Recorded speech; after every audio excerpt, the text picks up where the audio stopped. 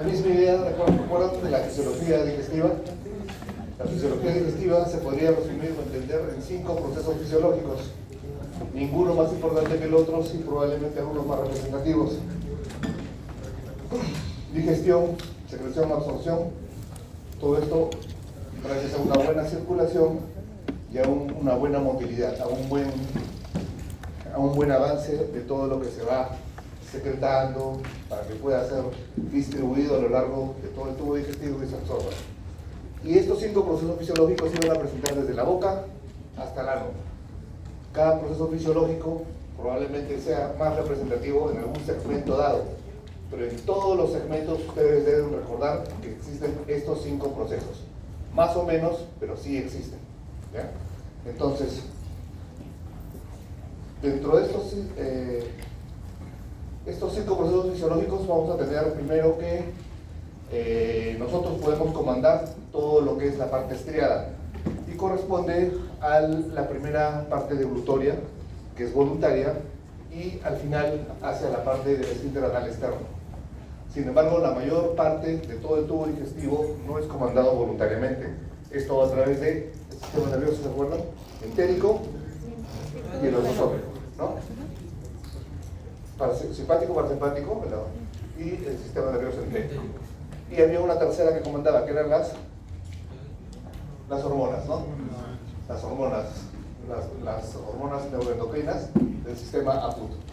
Entonces, estos 3 sistemas coordinadamente controlaban todo lo que es el movimiento de esta musculatura lisa. Y por ende, al controlar el movimiento de la musculatura lisa, también controlaban su secreción, su absorción a través de la vasoconstricción, vasodilatación de los vasos. Ahora, si nosotros ponemos electrodos a nivel de la circular interna, longitudinal externa, en el plexo mientérico de Auerbach, vamos a encontrar que existe una actividad eléctrica. Esta actividad eléctrica se le llama ondas lentas. Es una simple actividad. No es que se esté moviendo el intestino, no es que haya una contracción, ni haya una propulsión o un peristaltismo. Es simplemente hay actividad eléctrica. Esta actividad eléctrica la han medido y está a razón de estas ondas. Ondas lentas o actividad eléctrica. Está a razón, miren, en el intestino delgado hay mucha más actividad eléctrica que en el colon y en el estómago.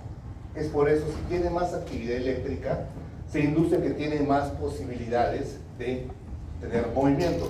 Por eso es que el intestino delgado tiene más posibilidades y es el que más se mueve cuando hay un peristaltismo. Entonces, en este gráfico vamos a tener que en reposo, miren cómo son las ondas lentas. Régimen eléctrico basal o ondas lentas, le dicen. Las ondas lentas, no hay actividad eléctrica.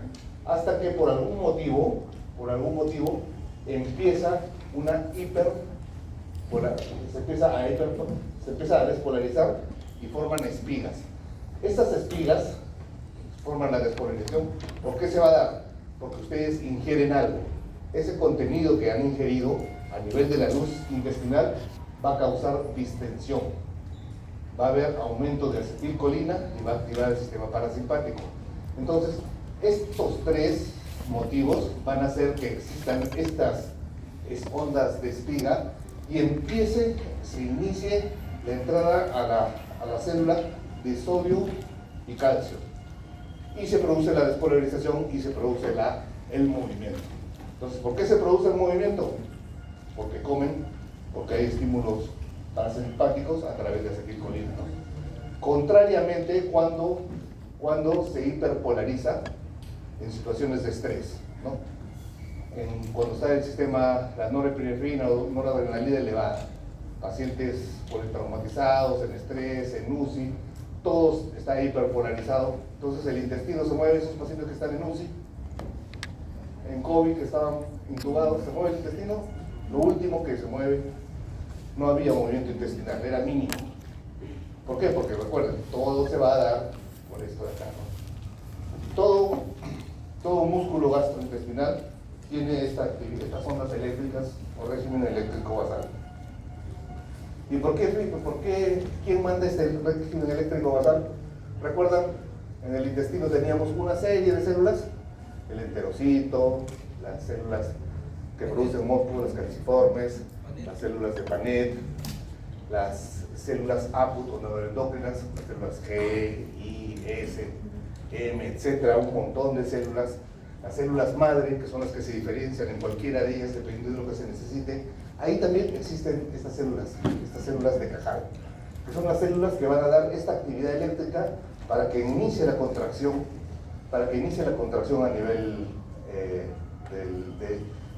localmente en el sistema nervioso entérico, ¿no? Entonces vamos a tener, recuerden, imagínense ustedes, imagínense tubo digestivo y las 5 funciones fisiológicas que debe presentarse cada uno. Entonces vamos a tener que en la bocofaringe hay motilidad, esencialmente, ¿recuerdan? Sí, ¿no? Hay la masticación. Hay secreción, la saliva, ¿no? Las glándulas salivales menores, mayores, etc.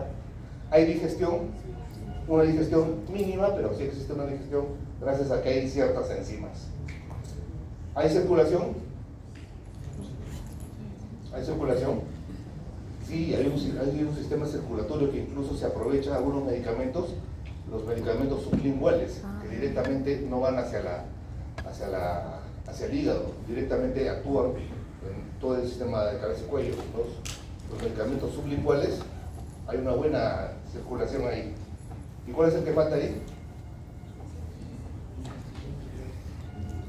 Motilidad está ahí, ¿no? Estamos hablando de absorción, la parte sublingual, el piso de la lengua, que es muy delgadita, y abajo de ahí hay una buena circulación, ¿no?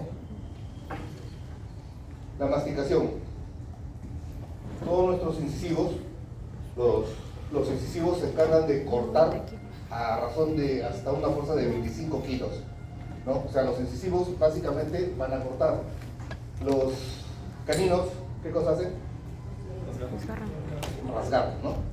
Los caninos rasgan. Y los premolares y molares trituran. Pero trituran, miren las fuerzas, casi 4 veces la fuerza de un incisivo, ¿no? Entonces, dependiendo del tipo de alimentación, la arcada dentaria superior e inferior va a ser totalmente diferente, ¿no?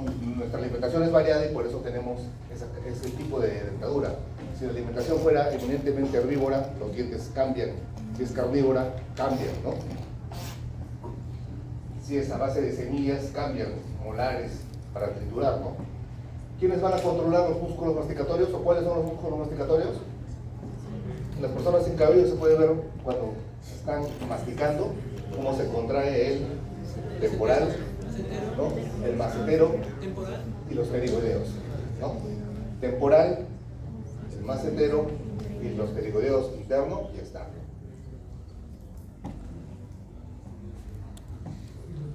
La arcada dentaria, recuerden, a razón de esa fuerza, de esa potencia en la fuerza, ¿no?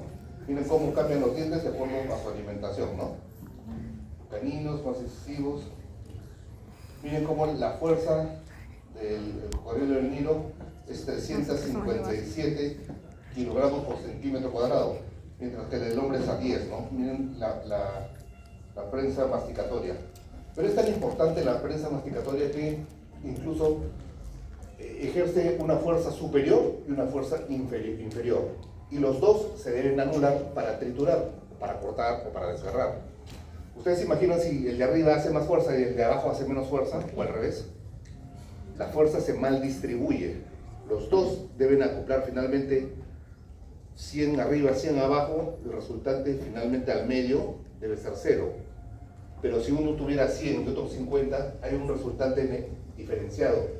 Eso traduce enfermedad. O sea, cuando no hay una buena prensa masticatoria, pacientes de edad, politraumatismos, la fuerza, el diferencial de fuerza alto hace que la fuerza se mal distribuya y te condiciona muchas enfermedades de la articulación temporomaxilar, la que está por delante y por debajo del trago acá adelante, donde se articula la mandíbula. Al tener esa diferencia de fuerza en esos pacientes mayores, hace que tengan un dolor tremendo en la oreja. Muchos decían que Van Gogh tenía esto, y por eso al tener este dolor hizo el corte de la oreja, ¿no? Porque tenía una disfunción a nivel de la articulación temporomaxilar. Bueno, es una hipótesis de lo que decía, ¿no? Pero eso es para que se imaginen la necesidad de tener una buena prensa masticatoria.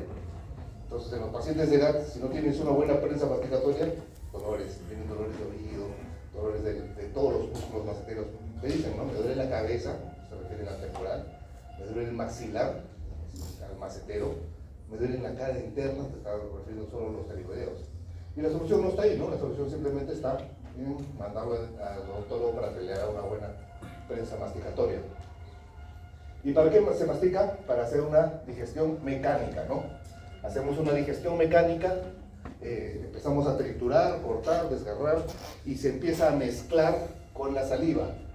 ¿Para qué se mezcla con la saliva? Para que el bolo alimenticio sea homogéneo, sea de una superficie homogénea, suave, aumentando la superficie de exposición para que la saliva inicialmente y los productos de la boca y después para que la secreción gástrica actúe adecuadamente a nivel gástrico, ¿no?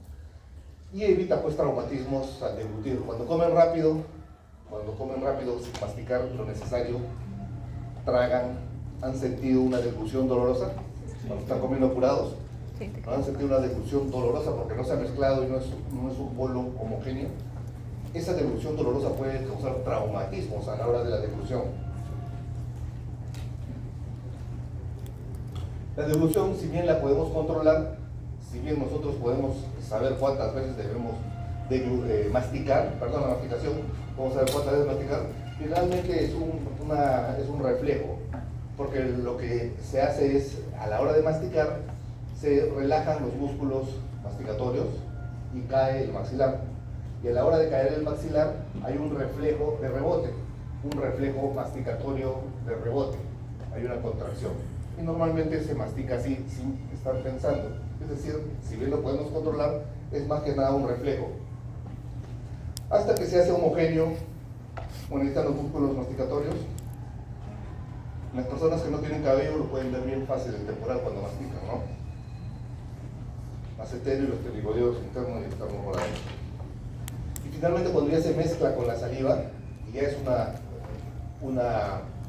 un bolo homogéneo, suave, empieza la deglución. ¿Cómo empieza la deglución? Porque este bolo que se está mezclando a nivel masticatorio, la lengua y los receptores en la boca sienten que ya es homogéneo y lo degluten y lo pasan hacia la parte posterior. Y ahí empieza la fase oral de la deglución.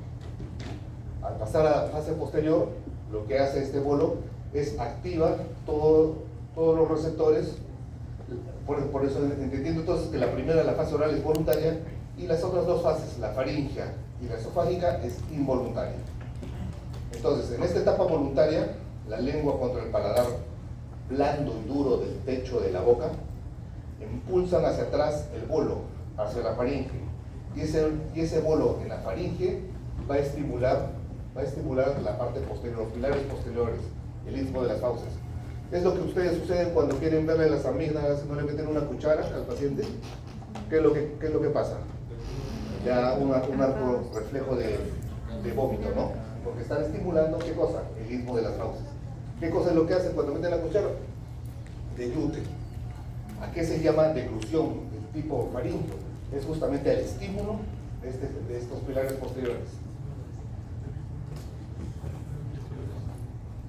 ¿Y qué sucede en este estímulo de los pilares posteriores? Lo que hacen ustedes con la cuchara. Al estimularlo, se eleva el paladar blando y se cierran, se empiezan a cerrar las juanas. Se aproximan los pliegues palatofaringios, se empieza a cerrar la vía aérea.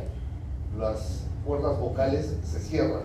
Al cerrar las cuerdas vocales, el hueso hyoides flotante sube hacia arriba y protege toda la vía respiratoria para que lo que están alimentándose el bolo siga pasando y no pase a la vía respiratoria,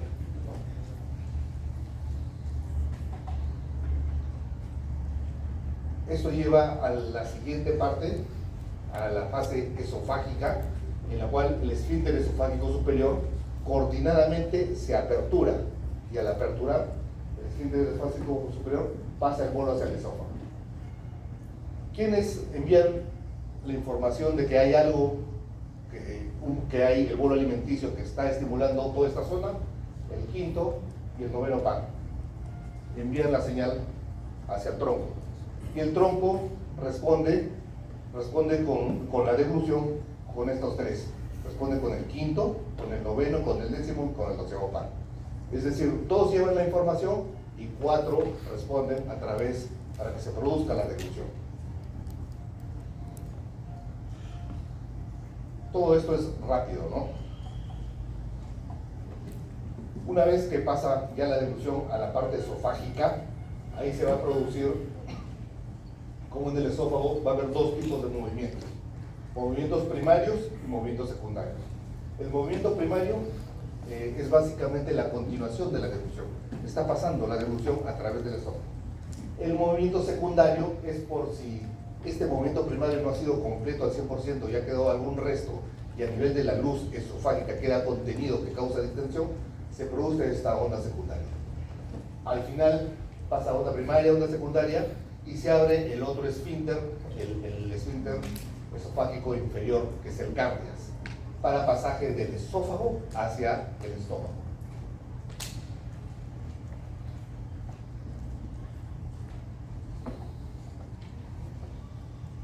Este cárdias, que la presión normal en reposo es de 30 a 35 milímetros de mercurio. Acá, en estas fases deglutorias, el verde es el bolo.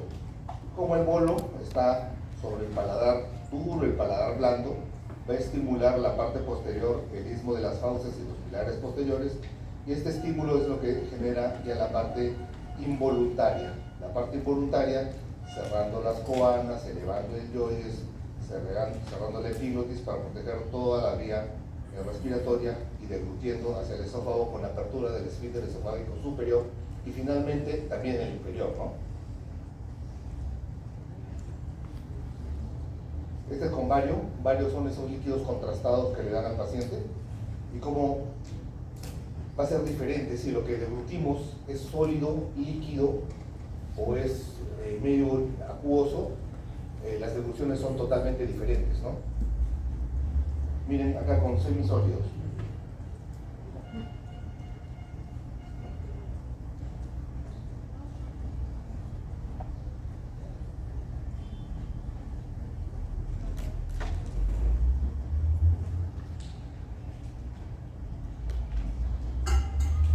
Bien, es muy rápido, ¿no? Es 1 a 2 segundos, ¿no? Muy rápido, como quedan restos y nuevamente se estimulan. Toda esta parte anterior, lo que está para adelante, de la vía respiratoria, cómo se tapa. Cómo el líquido va a pasar más rápido. El líquido pasa mucho más rápido. ¿Ven la velocidad del líquido?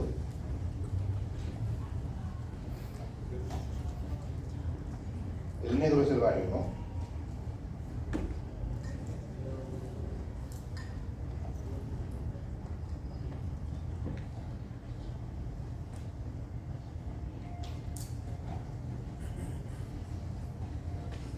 Y esto va a hacer que incluso algunos alimentos que ingerimos, que son muy ávidos de líquido, han probado los alfajores que tienen mucha maicena, como la maicena es ávida por el líquido, comen 2 o 3 alfajores, rápidamente se les seca la boca y no pueden deglutir. ¿Han tenido esa sensación? No. Sí. Con ciertos dulces, básicamente a base de maicena, ¿no? ¿Por qué? Porque se necesita que haya un elemento acuoso para poder deglutirlo. Es tanto así que en Japón, en Año Nuevo, comen unos pastelitos de arroz, los mochi, que son más o menos parecidos en aridez por el agua a la maicena. Y comen tantos que a veces las personas mayores no tienen una buena producción de saliva por la edad y se atragantan y fallecen 2 a 3 ancianos mayores en Japón en Año Nuevo, porque es común este tipo de atragantamiento por la deglución, ¿no? Y esto también se da porque no hay una buena saliva. La saliva, como ustedes recuerdan, formada en las glándulas parótidas, submaxilares o linguales, y forma un volumen diario de 1000 a 1500 centímetros cúbicos. Las glándulas salivales mayores, las glándulas salivales menores, principalmente la parótida, que está por delante y por debajo de la oreja, ¿no? Las glándulas salivales. Bueno, ahí con sus conductos sternum huerto. Y va a dar una secreción tanto serosa como una secreción mucosa. La secreción serosa va a tener una alfa-amilasa para los carbohidratos, y la secreción mucosa básicamente es moco para la lubricación. Hay que tener en cuenta que las grandes, las mayores, las parótidas, son básicamente serosas, mientras que las otras tienen una combinación. Tenemos las parótidas, las sublinguales y las submaxilares. Esas son las glándulas salivales mayores. Y las glándulas salivales menores, hay cientos de glándulas salivales menores que están en toda la cavidad oral, en las paredes laterales, mejillas, encías, labios, arriba, abajo. Todas esas son glándulas salivales menores.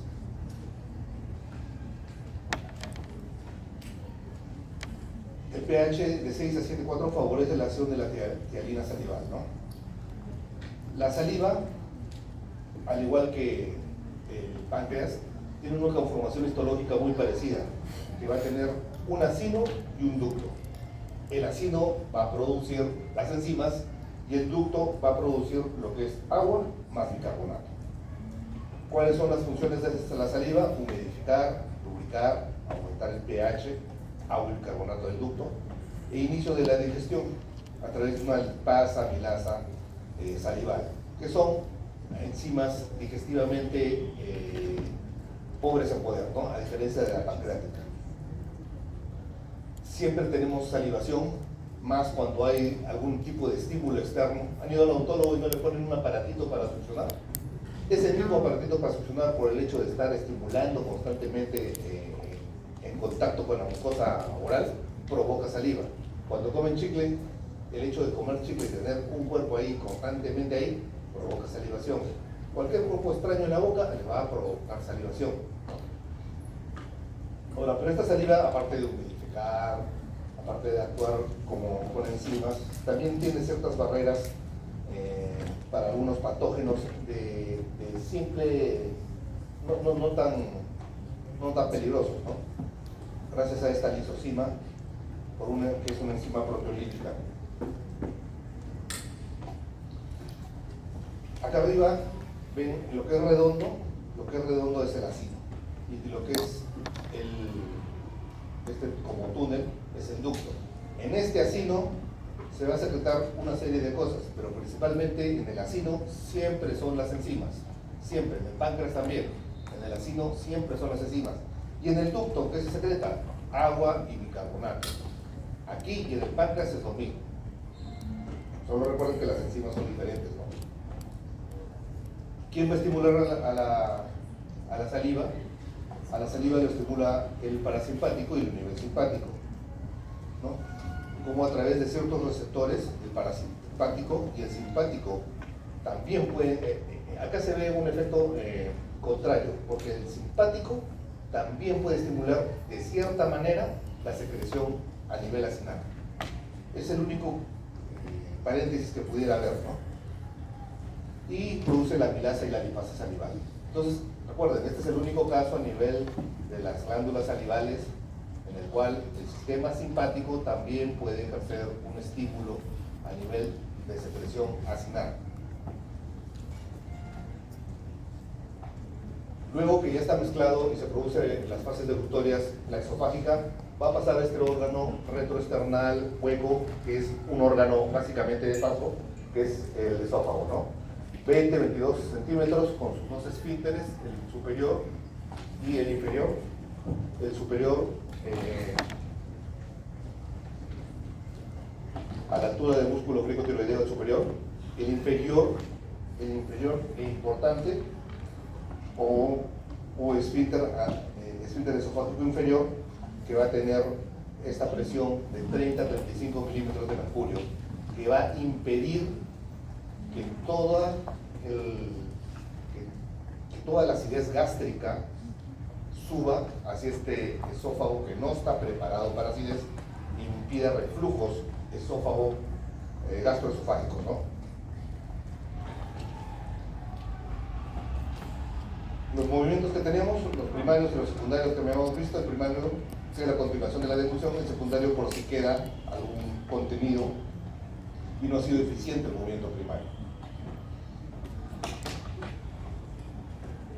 Vean el esófago, acá el esfínter esofágico superior, a nivel tricotiroideo, el esfínter esofágico inferior, en reposo, llega a 30 milímetros de mercurio y cuando se constriñe puede llegar hasta 60. ¿No?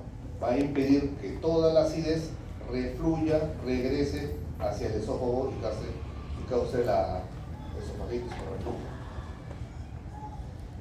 El peristaltismo obviamente es mucho más fácil en alimentos húmedos. Mientras más degluciones hagamos, las degluciones van perdiendo fuerza. O sea, dos degluciones seguidas, la segunda siempre va a ser más débil. Es más fácil deglutir parado también. Por eso hay muchos conceptos de la comida rápida de estar de pie. Mucho más rápido, mucho más fácil se deglute uno. Simplemente por gravedad. El pH del esófago es un pH netamente alcalino y hay una barrera antirreflujo. Barrera antirreflujo, ¿por qué? Por esta gran acidez que hay a nivel gastroesofágico.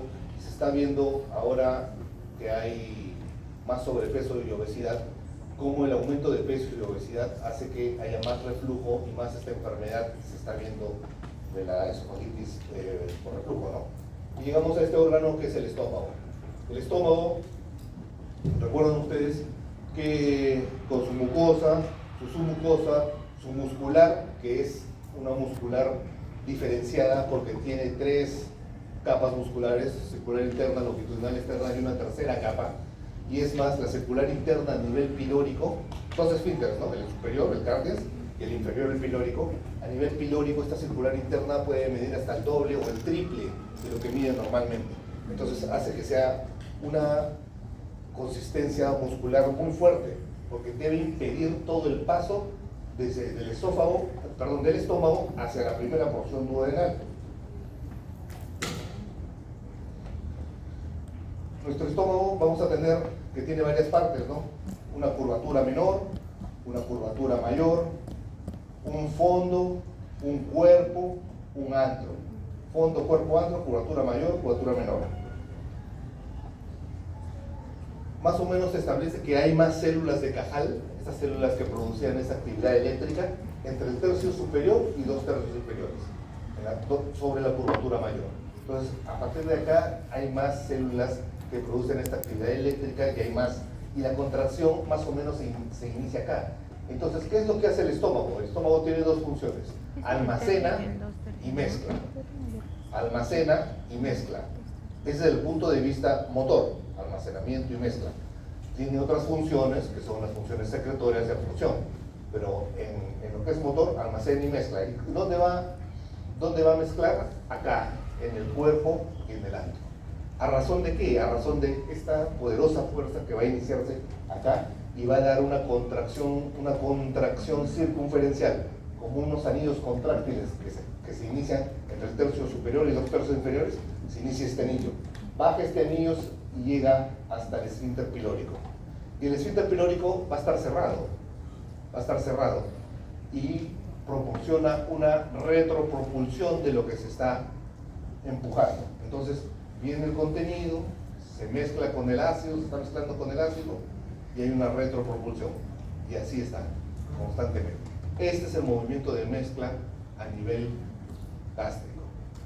Eventualmente se mezcla bien y en cada empuje circunferencial hacia el antro, este píloro se apertura ligeramente y deja pasar. El píloro no deja pasar cosas sólidas, pasa como una pasta, como un puré. Lo más líquido pasa y empieza a pasar, empieza a producirse un vaciamiento gástrico controlado por este esfínter pilórico.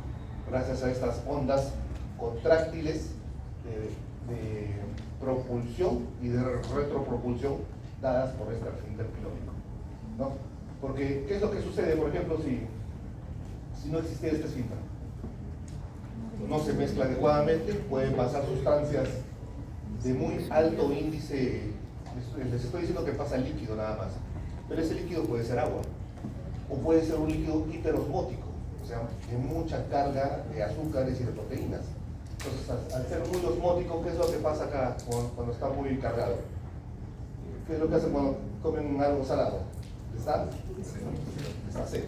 Entonces, estas sustancias hiperosmóticas acá empiezan a jalar líquido Entonces hay un secuestro del líquido en esta zona y se produce, si hay mucho líquido en el intraluminal que se produce, vaya. ¿Quiénes no tienen el esfínter pilórico? A los que le sacan el esfínter pilórico, a los gastrectomizados por alguna enfermedad, cáncer, le sacan el esfínter pilórico y a la hora que hay un vaciamiento gástrico rápido puede venir mucha carga hiperosmolar y causar un síndrome que es de secuestro de agua. Ese es un dumping, se llama. Causa un síndrome que les da rápidamente diarrea o incluso le puede causar ciertos cambios en la presión arterial porque secuestra líquido. Y es simplemente por comer mucho líquido porque no hay alguien, ¿no?, que esté controlando la calidad y velocidad de lo que se está pasando hacia la primera o segunda porción duodenal. El fondo gástrico, fondo cuerpo antro, ¿no? El fondo gástrico es más posterior, es grande y se utiliza más como para el almacenamiento. Mientras que el cuerpo y antro es más para la mezcla, propulsión, trituración, gracias a estos dos movimientos, ¿no? El movimiento de constricción circunferencial y la retropropulsión originada por el píloro. ¿Por qué? Porque el píloro puede medir 2 a 3 veces, recuerden, su circular interna. Se cierra bastante, ¿no? Entonces en el estómago vamos a tener dos tipos de movimiento: cuando comemos y cuando no comemos. Cuando no comemos se va a llamar el complejo motor migratorio. El complejo motor migratorio es una actividad eléctrica que condiciona cierta motilidad gástrica, que básicamente tiene 3 fases y solamente se da si hay algún contenido. Le llaman el barrendero gastrointestinal porque está en todo, en general está en todo el tubo digestivo, pero no es importante porque no está relacionada con la comida, es simplemente en ayunas. O sea, no se come y son ciertos movimientos que hay que está recogiendo el contenido, ¿no? Se puede dar cada hora y media, 2 horas, tiene 3 fases, pero fundamentalmente ese movimiento escaso que tienen en ayunas se da en la fase 3. ¿No? Como este complejo motor migratorio está presente en todo, ¿sabes? No solamente en el estómago, en el duodeno, el ayuno, pero no lo hablan mucho porque como está asociado al ayuno, lo interesante es cuando hay ingesta, porque cuando hay ingesta hay distensión y esta distensión va a causar estos procesos. Entonces, ¿cómo se mueve el estómago cuando uno come? ¿Han almorzado ahorita? ¿Qué es lo primero que hace? El estómago tiene una capacidad normal de cada persona, que es diferente cada persona, ¿no? Es como tener una nariz chica, grande, pequeña, etc. Cada uno tiene un tamaño de estómago normal. Pero este estómago tiene una capacidad de crecer y de no cambiar la presión de adentro. Es como esas bolsas que crecen un montón y no cambian la presión. A eso se llama una relajación receptiva. Tiene la capacidad de crecer sin cambiar la presión y puede crecer 1 hasta 2 litros dependiendo de la persona. O sea, 2 litros y no pasó nada en el estómago. Esa misma capacidad adaptativa la tiene el recto. El recto también tiene la capacidad de retener grandes volúmenes sin cambiar la presión, porque si lo cambiara inmediatamente se produciría el reflejo defecatorio. Acá en el estómago igual, crece el estómago y ahí está el concepto o la hipótesis por qué algunos pacientes sufren de obesidad o necesitan mayor ingesta para estar saciados, porque tienen una capacidad adaptativa muy grande.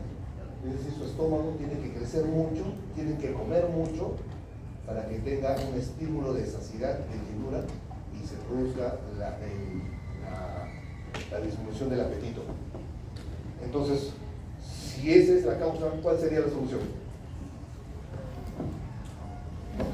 Si el hecho de que tienen un estómago muy grande o que crece rápido y no cambia su presión, ¿cuál sería la solución?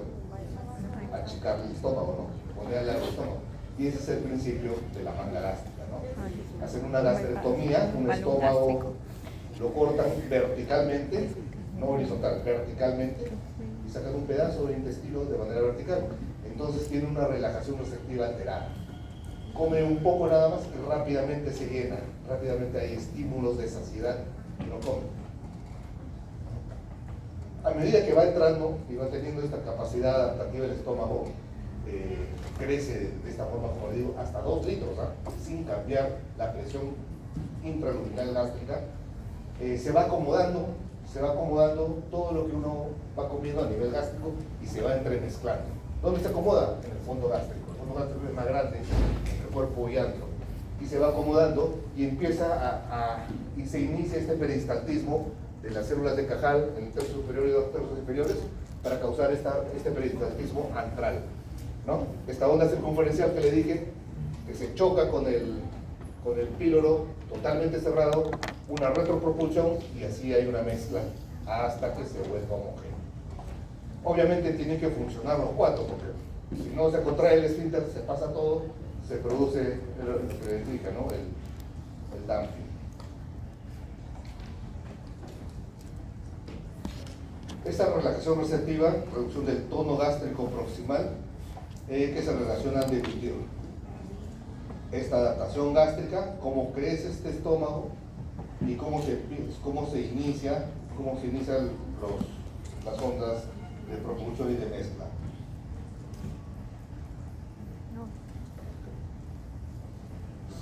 En este video podremos observar el movimiento del estómago que se produce. Miren cómo crece el estómago, ¿no? Entonces, cuando nosotros, esta fue la hipótesis, ¿no? Cuando le hacen la manga gástrica, lo que hacen es cortar esta parte de acá. Y como tunelizan el estómago. ¿Para qué? Para que ya no sea tan grande, no haya una buena relajación receptiva. Y al no poder rápidamente llenarse, ya no va a crecer. Lamentablemente, el estómago tiene la capacidad de seguir creciendo. O sea, estos pacientes que superan de manga gástrica, a la larga el estómago se adapta y va a crecer más.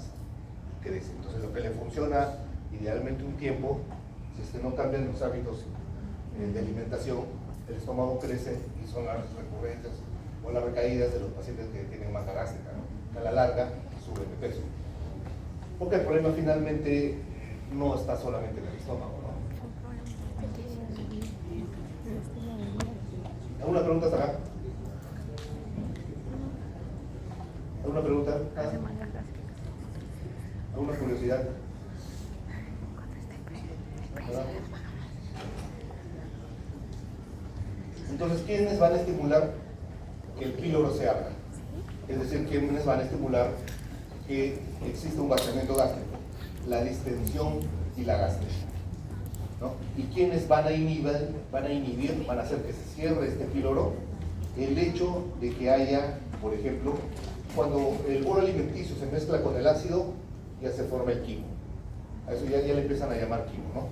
Este quimo, cuando pasa muy rápido en velocidad del quimo hacia la primera y segunda porción duodenal, se inhibe. Cuando el quimo tiene mucho ácido, porque el estómago es ácido y la primera y segunda porción duodenal eminentemente es alcalina, por todo el jugo pancreático y biliar, cuando es muy ácido, se inhibe. Cuando lo que has comido tiene o mucha grasa o mucha proteína, se inhibe. Cuando es hipertónico, básicamente, no tanto hipotónico, cuando es bien cargado, bien osmolarmente cargado, se inhibe. Entonces, ¿qué es lo que deja pasar el píloro? El píloro lo deja pasar simplemente a velocidad y a osmolaridad lo que pueda controlar. Ese control también va a depender mucho de cada persona. Si no puede controlar bien la alcalinidad por su jugo pancreático y biliar, va a ser muy lenta su vaciamiento gástrico y esto va a causar indigestión, ¿no? Si es que es algún tipo de otras sustancias tóxicas, sustancias irritantes, también el esfínter pilórico se cierra. Y por ejemplo aquí tenemos qué es la velocidad de apertura del esfínter pilórico, del vaciamiento gástrico en relación a lo que uno come. Miren acá como el hígado o la carne tiene un vaciamiento gástrico mucho más prolongado, ¿no? Es decir, se queda mucho más tiempo en el estómago. Entonces, si se queda mucho más tiempo en el estómago, la saciedad, la llenura que tiene en el estómago que les causa saciedad, va a quedar mucho tiempo, van a quedarse mucho tiempo sin ganas de comer, sin apetito. Mientras que las bebidas o los líquidos, mientras más cercanos sean a la isotónica, va a ser casi inmediato, ¿no? Eso de que toma agua para que te quite el hambre, te dura, ¿cuánto? 30 minutos que se produce el vaciamiento gástrico. 30 minutos. Pero mientras más osmolarmente hablamos, es más pesado, más va a demorar el vaciamiento y más hambre te va a quitar, ¿no? Y esto en relación también a estas otras hormonas neuroendocrinas, que es la grelina y la leptina. ¿Se acuerdan las células neuroendocrinas a punto que dijimos? Las células G, las células Pi, las células... ¿Se acuerdan? Ya. Una de esas hormonas también es la grelina y la leptina. La grelina va a estar en algunas células del estómago. Y esta grelina va a ser la que le va a dar la sensación de apetito a la persona. Entonces también hay otra hipótesis. Si tú le sacas la grelina, o sea, si le sacas parte del estómago, estás sacando células que producen grelina, entonces le está quitando parte de saciedad gástrica, ¿no? O sea, le quitas el hambre y por eso baja de peso. Esta es una hipótesis. La otra también, que hay una contrarregulación que está en la leptina. La leptina sí ya no está relacionada directamente, no está en el tubo digestivo.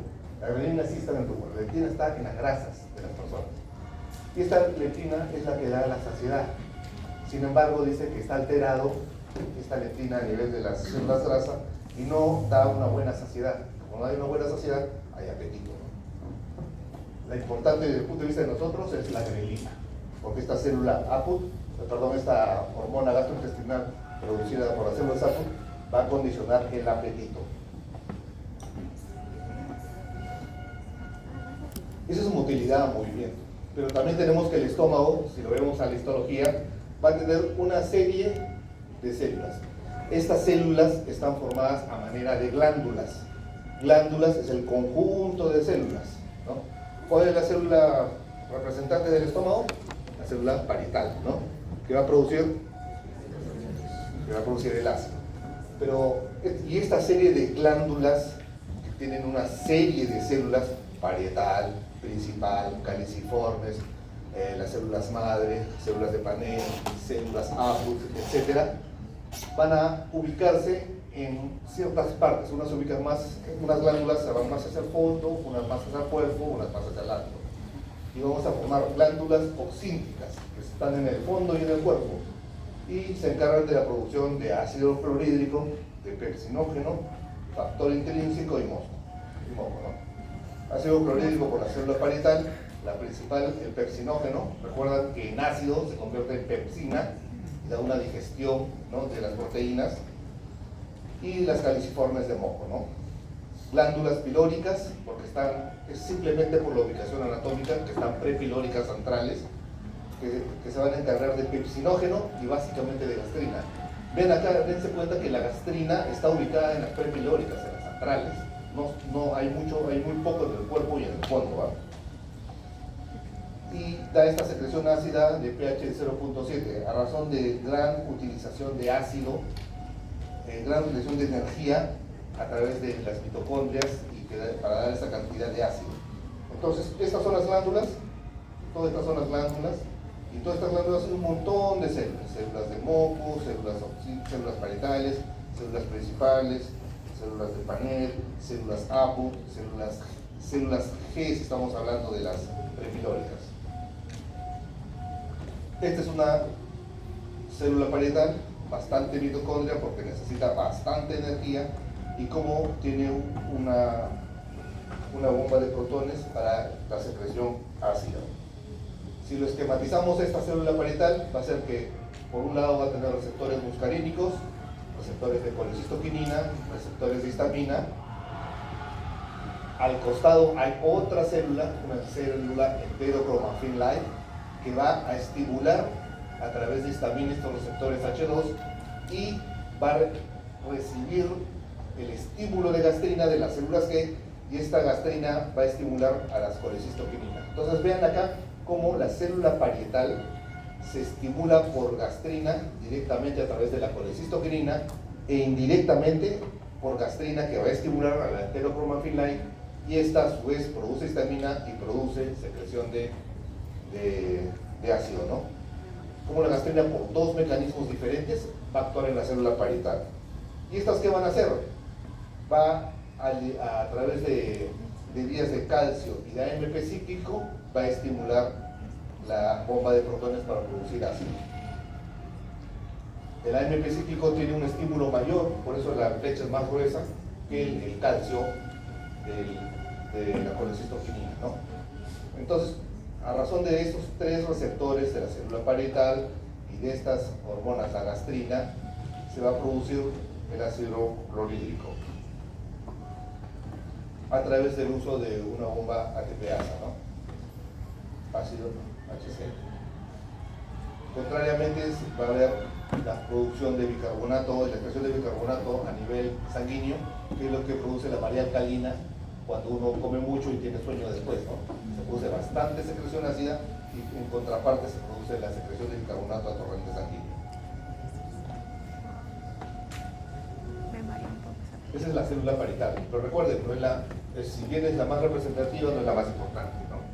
Tenemos la principal, las células caliciformes, las células madre, las células neuroendocrinas, ¿no? Y si vemos en la célula principal, el pepsinógeno en medio ácido, o sea, la célula principal, su pepsinógeno necesariamente necesita de la célula parietal. Está relacionada a la célula parietal, porque sin acidez, el pepsinógeno no pasa pepsina. Y si no pasa pepsina, está inactiva. Como las enzimas pancreáticas, recuerdan, que se secretan de manera inactiva y a nivel de la mucosa, el cepillo del borde duodenal, se activa por una enterocinasa, es lo mismo. Si no existe la enterocinasa, no funcionan las enzimas pancreáticas. Si no existe un pH ácido, no se activa el pepsinógeno. Entonces, esos pacientes que están ingiriendo constantemente inhibidores de bomba para disminuir la secreción gástrica, ¿cómo estará su digestión? Está disminuida, ¿no? Porque están interrumpiendo la transformación de muchos procesos, ¿no?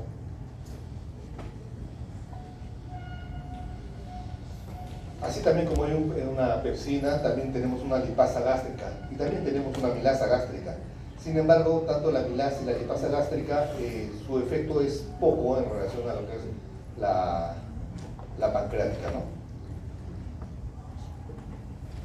Y la célula parietal también produce este factor intrínseco de Castle para que acompañe a la vitamina B12 a lo largo de parte del tubo digestivo y a nivel de ilio terminal, ya se asocia a la célula parietal, a la célula, el factor intrínseco se asocia a la vitamina B y puede ser absorbida, ¿no?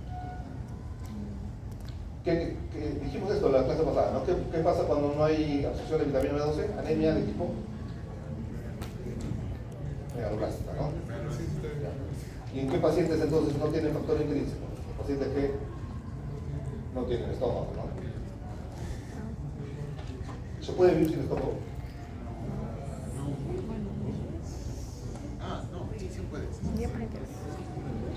Sí se puede.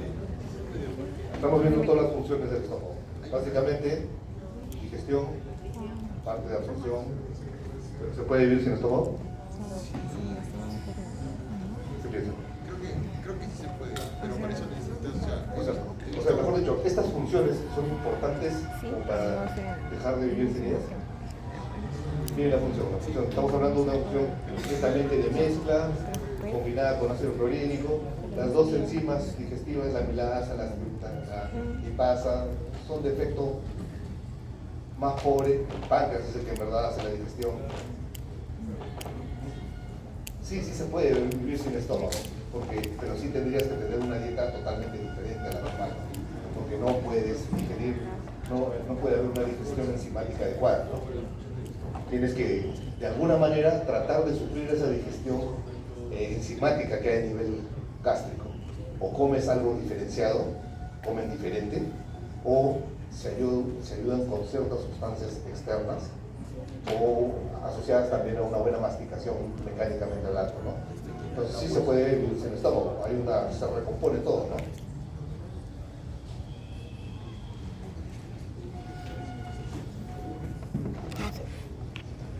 Sin esófago se puede vivir. Sin esófago. Sí, pero ¿Cuáles son sufriría. las funciones del esófago? Básicamente hay funciones. Ah, Es un canal de paso. ¿No se puede vivir sin esófago? Sí. ¿Es necesario para que sea un comunicador? Sí, pero se puede poner otro tipo de comunicadores. Se pone el intestino delgado o a veces hasta intestino grueso, colon.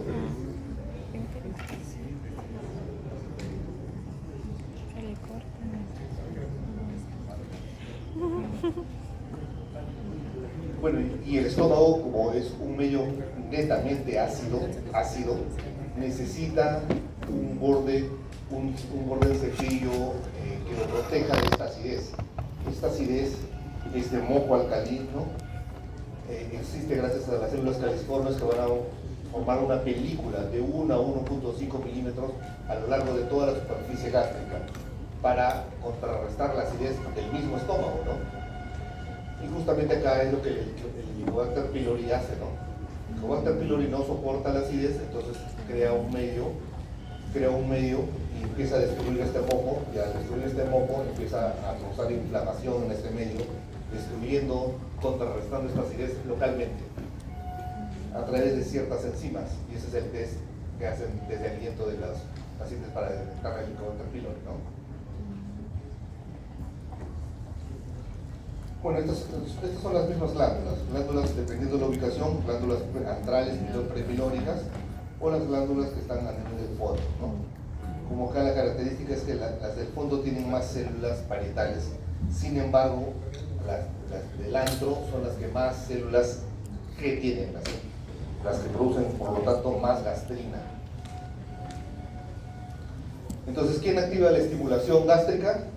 Siempre la acetilcolina está activando todo, ¿no? Siempre está activando todo, pero por esencia es la gastrina la que va a estimular. ¿La gastrina estimula histamina? No. ¿Se acuerdan del gráfico? La gastrina en terrocomerfenlac, histamina. Entonces, la gastrina es la esencial de esto.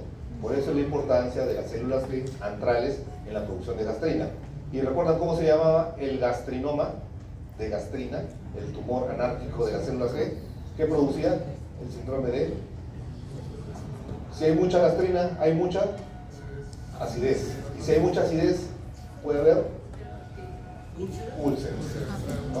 Y múltiples úlceras, tanta acidez, un síndrome de Solinger. Ahora, no solamente esto se estimula a la célula parietal, también tenemos que otras cosas también estimulan, ¿no? Ciertos aminoácidos, el café, el tabaco, de por sí, el tomar café, la cafeína, estimula directamente la célula parietal. No tanto como la gastrina, histamina, como la acetilcolina, pero sí estimula. Por eso es que en la dieta les prohíben tomar café a los pacientes que están con reflujo gastroesofágico o enfermedad ulceropéptica, ¿no?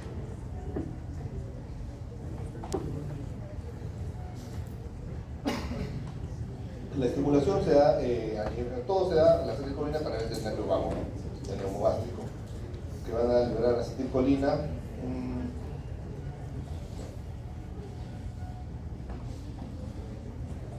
¿Quiénes estimulan la secreción? Lo mismo que habíamos dicho, ¿no? La distensión gástrica a través de estímulos táctiles, que son mecanorreceptores, y la parte química, cuando hay algunos cambios de pH a nivel intraluminal gástrico, ¿no? Todos actúan de manera similar. La acetilcolina, la gastrina, histamina, todos ejercen un efecto sinérgico en lo que es la secreción de ácido.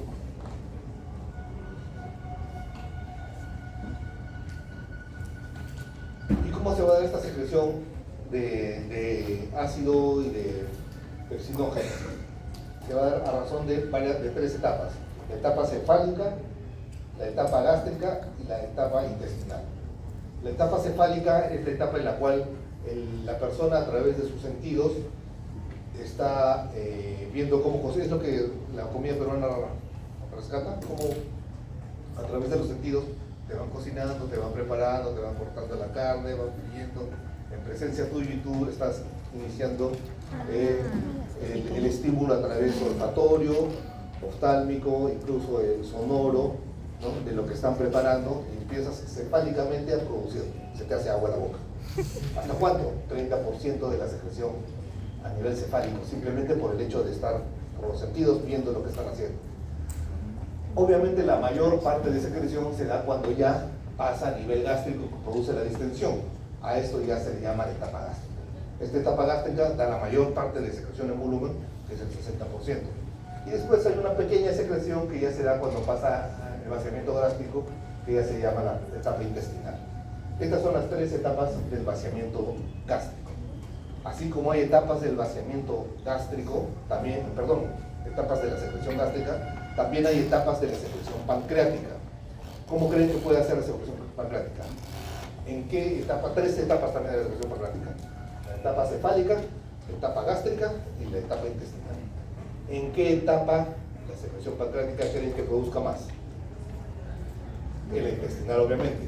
Igual que acá, ¿no? ¿En qué etapa? En la gástrica, porque hay el contenido, está en el mismo estómago, hay distensión, hay cambios del pH, hay ácidos grasos, hay aminoácidos que van a estimular la secreción.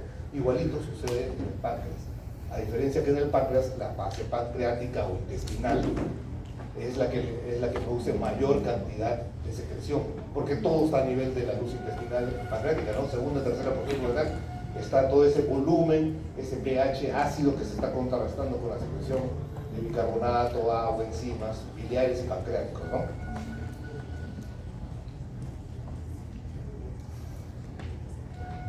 Bueno, esto es lo mismo, ¿no? Como la etapa cefálica a través del vago, el parasimpático por la producción de secreción gástrica. ¿Quiénes inhiben la secreción gástrica? Cuando todo el contenido gástrico, el píloro se produce el vaciamiento gástrico y el píloro los deja pasar. Si los deja pasar muy rápido, llega o mucha acidez, o mucho volumen, o mucho componente graso, y el primera y segunda porción duodenal reciben esta información. Entonces, esta primera y segunda porción duodenal que ha recibido todo este volumen elevado en pH, osmolaridad, etcétera, da un reflejo entero gástrico que dice el intestino delgado al estómago: oye, mucho contenido, por favor, cierra, ¿no? Cierra el esfínter pilórico y se produce la inhibición de la secreción gástrica, ¿no? Por la presencia de grasas, proteínas degradadas y protónicos. Ahora, también vamos a tener nosotros que vamos a tener que en el tubo digestivo hay ciertas bacterias que son normales. A lo largo de todo el tubo digestivo, desde la boca hasta el ano, hay cantidad y calidad de bacterias que son normales. A esto se le va a llamar la flora bacteriana, la flora intestinal bacteriana. Y esta flora va a cambiar. Puede haber una flora que es nativa de las personas que viven y se alimentan de una manera, o de las personas que simplemente viajan a otro país, ¿no? Entonces, dependiendo dónde nazcan y cómo se alimenten a la hora que nacen, la flora va a ser totalmente diferente. Entonces, vamos a ver que los niños que nacen y toman leche materna por los primeros meses, la lactancia, y si esta se perdura, su flora intestinal va a ser totalmente diferente a los que toman fórmula, porque les va a crear una microflora totalmente diferente. ¿Y esto en qué va a ser importante? En que, miren, acá, al lado izquierdo,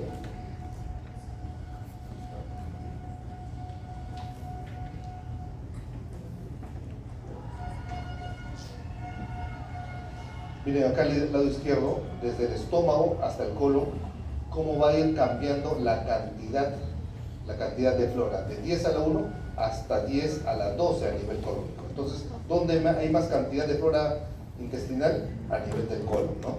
Pero cómo también cambian no solamente en cantidad, sino también cambian en composición. Vamos a tener que en el estómago, duodeno, vamos a tener lactobacillus, Bellonella, Helicobacter, mientras que en el colon cambian más que nada los bacteroides, ¿no? Y a su vez, que dependiendo de la ubicación del tubo digestivo va cambiando la cantidad, dependiendo la edad del paciente también va cambiando en número y en diversidad.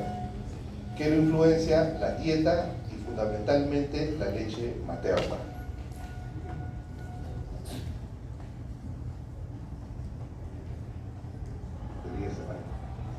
Entonces tenemos que en el estómago va a haber esta cantidad de flora intestinal que va a tener una relación directa por los ácidos biliares, las células ácidos pancreáticos, y estos van a generar también una actividad propulsiva, esta flora bacteriana.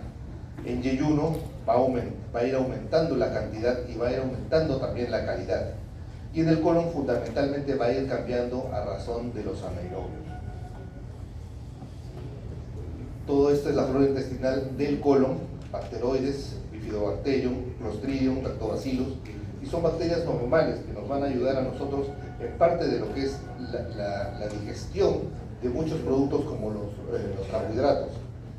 Es tanto así este hecho de que cuando uno come algo contaminado, tiene algún proceso infeccioso diarreico, puede barrer con esta flora bacteriana por la diarrea, o contrariamente si toma antibióticos de amplio espectro por algún otro motivo, pueden barrer con esta flora bacteriana. Y al barrer con esta flora bacteriana, que en verdad nos ayuda, tenemos que recomponerla, y hay sustancias, medicamentos que la recomponen, como han escuchado de ustedes del Floratil, flora bacteriana, que es simplemente para recomponer toda esta parte de la flora que nos ayuda a ciertos metabolismos. Vean acá, producción de iones, producción de vitaminas, en menor cantidad, pero sí tienen cierto papel importante en todo lo que es este metabolismo. De conjugación del jugo biliar, la reabsorción del jugo bilio hepático, que eso lo vamos a ver en la clase de hígado.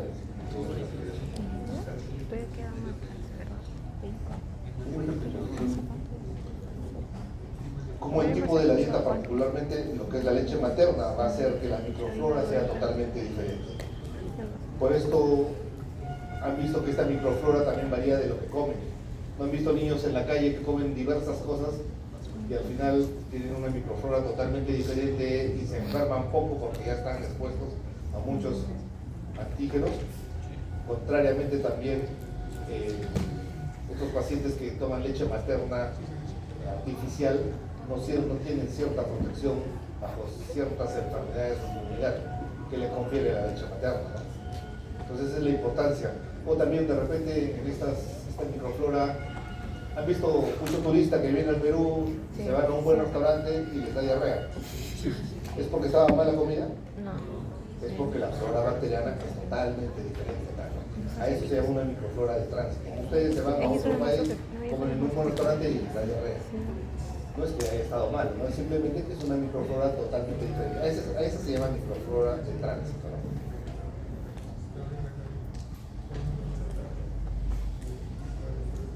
Como vemos en este cuadro, cómo va a variar.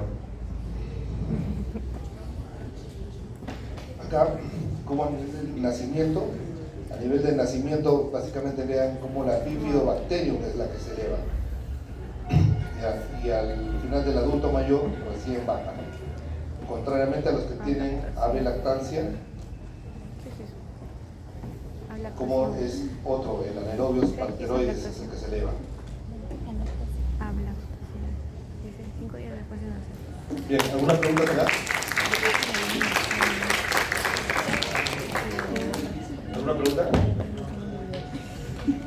Doctor, disculpe, usted dijo que... ¿Me escucha? Usted dijo que el esfínter esofágico inferior era el cardia. Ya, entonces tenemos... El esófago tiene dos esfínteres, ¿no? El superior e inferior. El superior, que está asociado al cricofaringio superior, y el inferior, el esfínter esofágico inferior o esfínter cardial. Es la prolongación de los diafragmas hacia el esófago. Ahí crea una especie de esfínter que normalmente es de 35 milímetros de mercurio la presión, puede llegar hasta 60, 70 en etapas en las cuales se cierra. Por algún motivo, sobrepeso, obesidad, este esfínter se mueve. Es decir, de repente el estómago se va hacia arriba. Entonces hace que el estómago, si es, suba retroesternalmente y cause este reflujo gastroesofágico y estas heridas en esta zona. Lo que hay que hacer es reforzar el esfínter para que no pase esto, ¿no?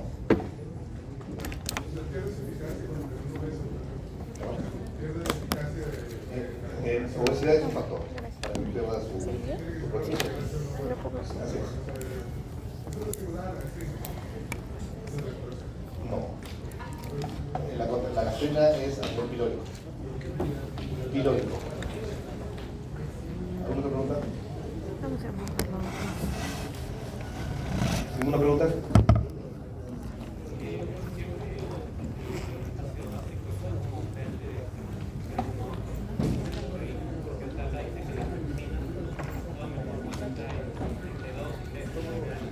Claro, la acidez del estómago va a depender mucho de la funcionalidad de la célula perital. Esta funcionalidad depende mucho de la edad de la persona.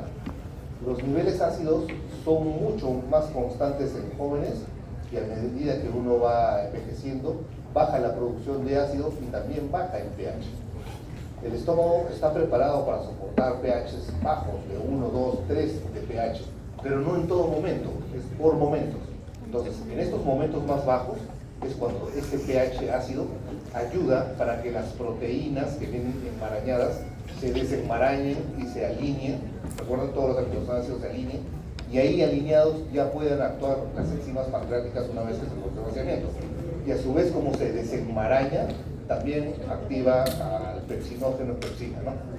Pero la pepsina no es tan importante desde el punto digestivo como lo es a nivel pancreático, ¿no? En la primera y segunda función duodenal. Pero sí, el pH es necesario para ayudar a esa digestión. Y como produce tanto ácido, se necesita bastante aporte de energía. Tienen bastantes mitocondrias, bastante flujo para formar esa acidez. Sí. ¿Otra pregunta? ¿Otra pregunta?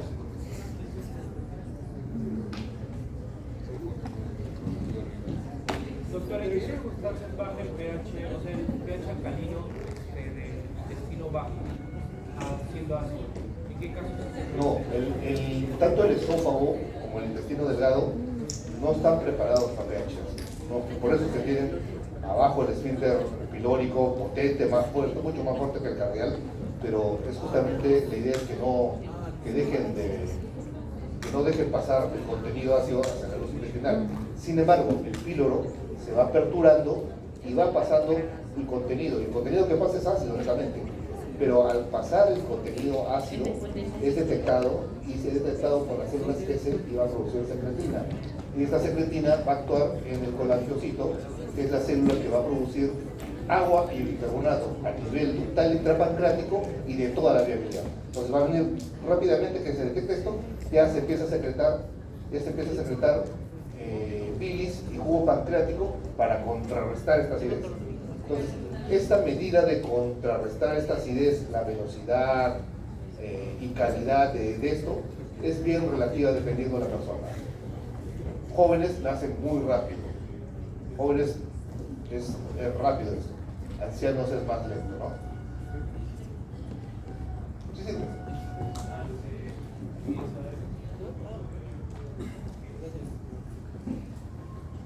En la primera digestión de carne, por ejemplo, creo que cuando se terminan de digerir hay gastrina, o sea, hay una liberación de gastrina de la degradación de carne, y entonces tengo que entender que la gastrina se acumula que se abre Claro, la función de la gastrina, de las células que producen gastrina a nivel antral, no solamente es la producción de ácido. A medida que va produciendo el ácido, también va regulando al esfínter pilórico para que produzca mayor apertura o menor apertura y también produzca mayor o menor secreción.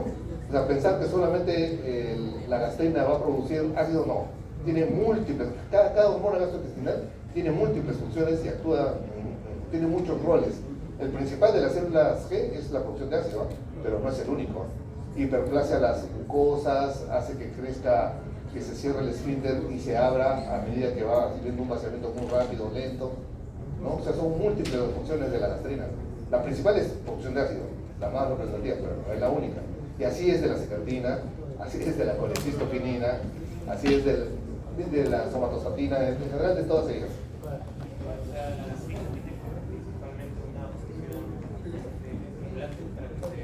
Sí, gastrina es estimulante, sí.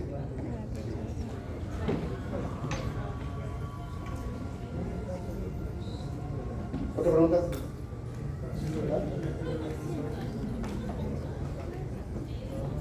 Mañana creo que tenéis clase con la otra marca también, ¿no? Zoom, a las 11 de la mañana. Sí. Dijo que iba a ser un Zoom Sí, eso pasa. general. Pero no le repaso eso. 11. Pero no le repaso los de su grupo de seminario. Bueno, gracias. Ah, pero